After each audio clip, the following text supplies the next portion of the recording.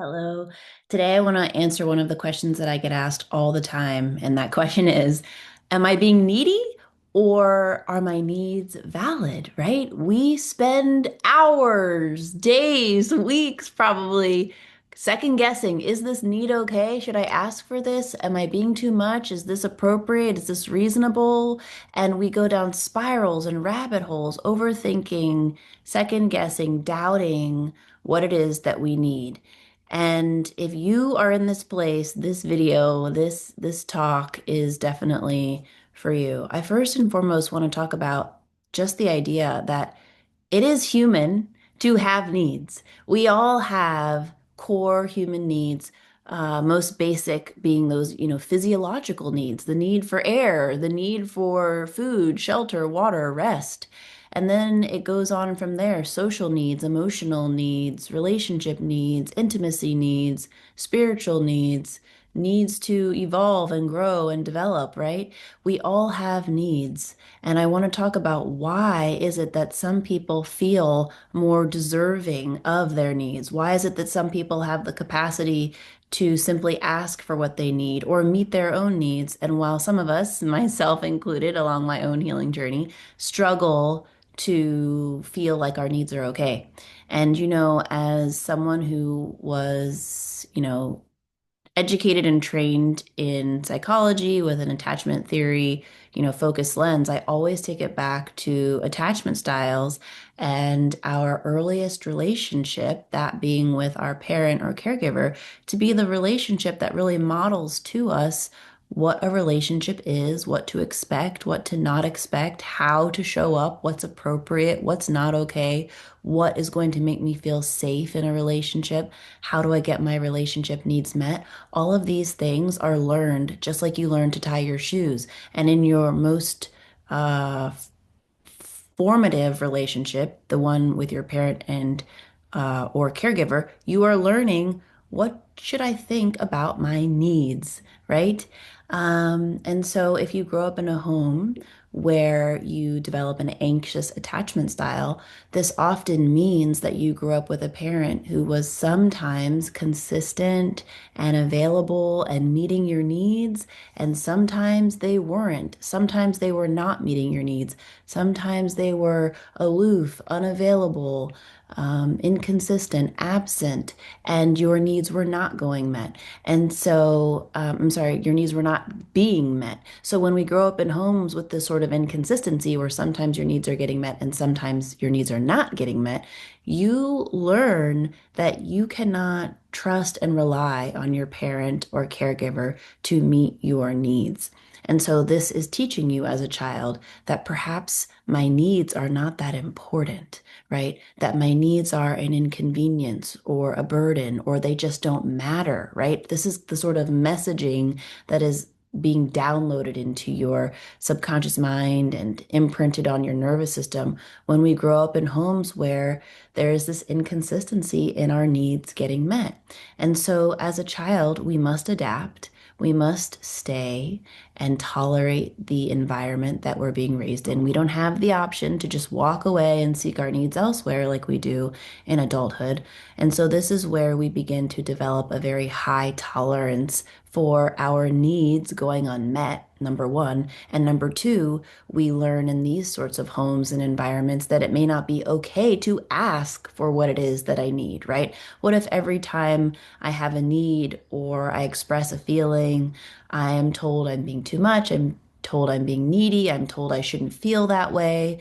What if you grow up in a home where, you have a sibling who has some sort of problem in school or a substance problem, and all of your parents' attention is focused on your sibling, and you are praised for being the good child who never has any problems and never has any issues. And, I'm so glad, we don't have to deal with that with you. That's the message that you're getting. So what are you being told? What is the message that you're receiving as a child that it's better to not have needs? And so you get connection, you get praise, you get love, you get approval, you get attention for not having needs in this example that giving. So it makes sense then that in your DNA, in your nervous system, in your subconscious mind, you're being downloaded the message that it's better to not have needs. Being needless is going to help me feel closer to and more connected to my parent or caregiver. And so being needless is a way that I should exist in my relationships. This is just one example of how this sort of belief can get downloaded into your mind. So then, in adulthood, how are you going to show up? In adulthood, you're going to show up in your relationships, putting your needs aside, putting your needs last, putting the other person's needs before your own, minimizing your needs and prioritizing your attention on the other person's needs. And so the subconscious kind of functioning here is my needs don't matter. And in order to get my needs met to some semblance, I need to prioritize the other person's needs, just like I did as a child. I prioritized my parents' needs. And in doing that, then I will get my needs met. Then I will get my need for attention and acceptance and love and approval. And so this is how the cycle goes on and on and on. And this is why we find ourselves questioning and wondering, are my needs okay? Is it okay to ask for this need? Am I being ridiculous? Am I being crazy? Am I being too much? Is my need valid? Because you never learned that it was okay to have needs, let alone ask for what it is that you need. So, with this kind of foundational understanding of why it may be difficult to ask for what it is that you need, you can understand why reading, 5 sentences to express my needs may not be all that helpful when you have a system, a nervous system, a subconscious mind, an inner child that is operating under the belief that it is not safe to have needs, that expressing your needs is only going to lead to a negative reaction or disconnection. So, with all of this being said, what do we do? What do we do about this?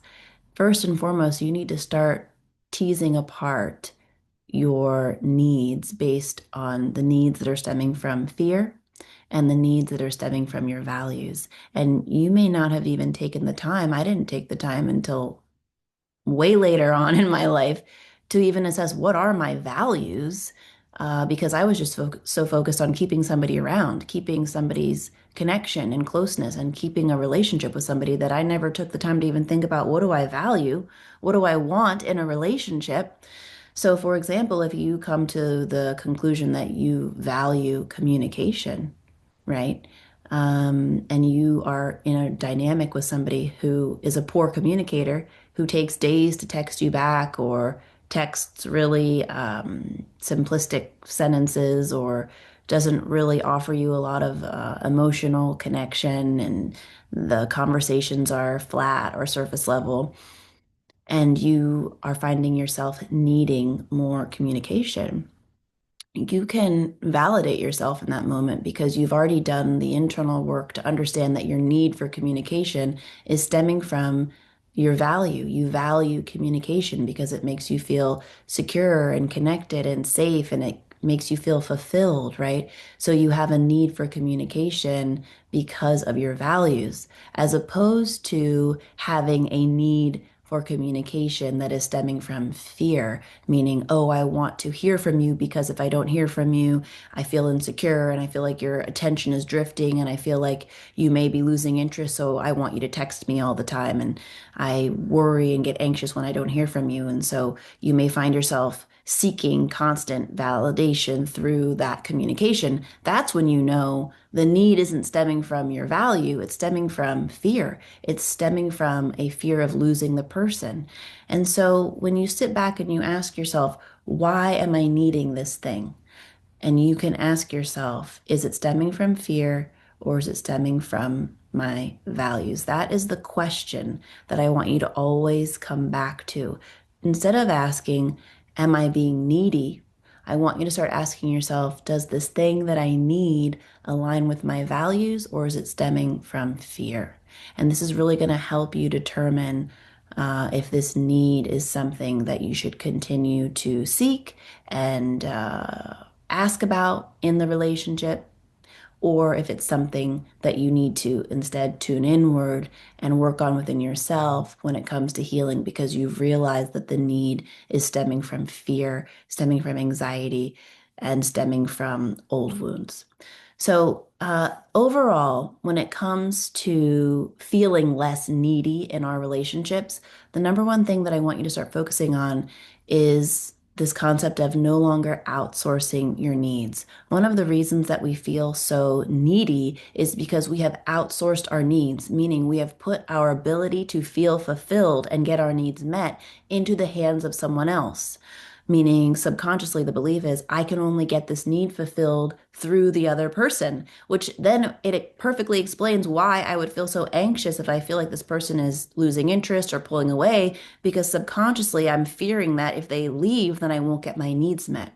So, the biggest thing you can start to do is identify what your needs are and start to understand where in your life can you get these needs fulfilled and how can you be in control of giving these needs to yourself without that one person, without that romantic partner in the driver's seat of getting you that need. How can you give yourself that need, either internally or externally through other people? See, one of the biggest things that we can do for ourselves is begin to choose healthy, available people to fulfill our needs for us instead of always seeking that unavailable person, that elusive person, instead of trying to seek connection or the need to feel seen or heard from this emotionally unavailable partner. Why don't I just reach out to my friend and vent to my friend and get that need met through that person instead of continuing to seek the unavailable person? So I hope that gives you something to redirect your attention on when it comes to this idea of needs and getting your needs met and feeling worthy and deserving of your needs. You were born worthy and deserving of your needs. You may have just grown up in a home that taught you to believe otherwise based on the dynamics of the home and the parent-child relationship that you grew up in. But healing this belief within you and learning how to be in control of getting your needs met is certainly possible. It is 100% within your control to heal. And I am a living testament of that. And inside of my membership, the Secure Collective, these are the types of things that we work on. We meet live in monthly coaching sessions to really heal this feeling of not believing that your needs are deserving of being met, and finally give you the tools to know exactly how to meet your needs, to trust yourself to meet your needs, to be in control of getting your needs met, and no longer let the feeling of being fulfilled be dependent on someone else. That's the work we do inside the membership. All the details on how to join that membership are below. I look forward to seeing you very soon.